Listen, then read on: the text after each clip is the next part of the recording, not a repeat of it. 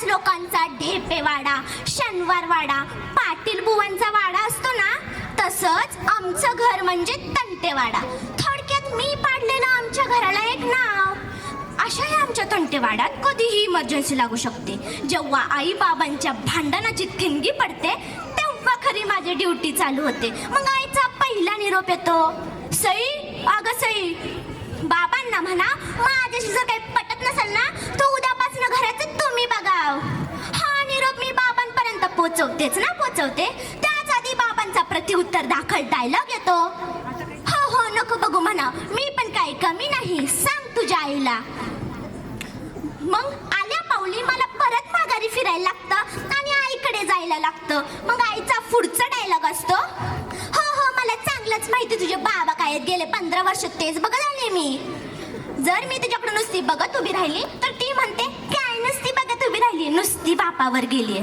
बऱ्याचदा त्या घरातला सुनामींचा फटका माझ्यासारखे गरीबाला सहन करायला लागतो. काय म्हणता इतक्यात भांडणं संपली? छे, इतक्यात भांडणं संपली तर ती आमच्या घरातली कुठली.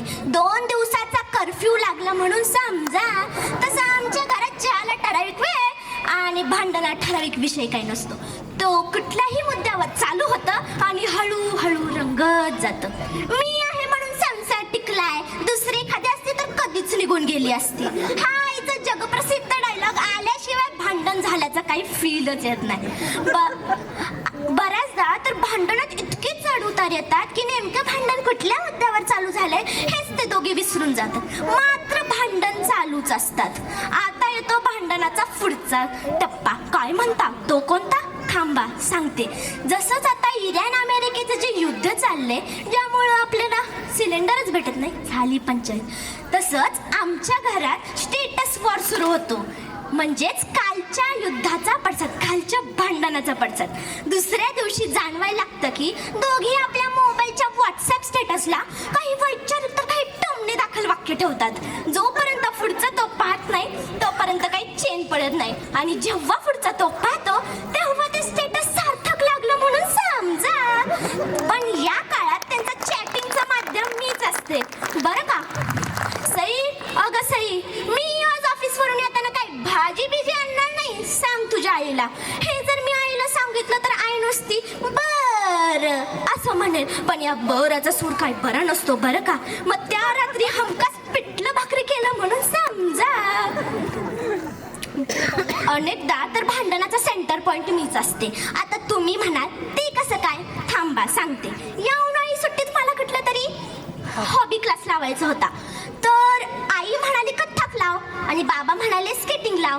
ज्यावरून ज्यांचं ते चालू झालं ते एक आठवडे काही एकमत होईना. मग शेवटी दोघांनी मला दोन्ही क्लास लावले. पण आता ह्याचा फायदा असा झाला की मी पायाला स्केटिंग बांधून कथ्थक करू शकते.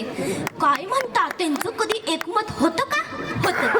त्यांचं एका मुद्द्यावरून कधीच भांडण होत नाही आणि तो मुद्दा म्हणजे मला अभ्यासाला बसवण्यावर.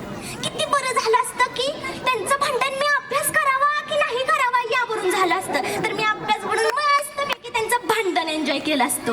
काय म्हणता घरात नेहमीच भांडण चालतात का? नाही, घरात अबोला सप्ताह सुद्धा असतो. पण खरं सांगू का, या काळात घर इतकं शांत असतं की घर खायला उठतं. काय म्हणता हे तर बरंच आहे की.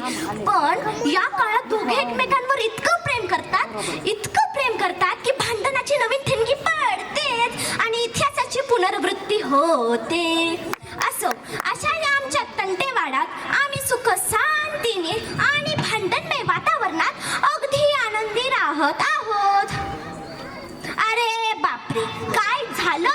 मी नाट्यछटात कुठला विषय निवडावा यावरून यांचं भांडण चालू झालं. चला मी येते, माझी ड्युटी चालू झाली. Ram Ram. What a brilliant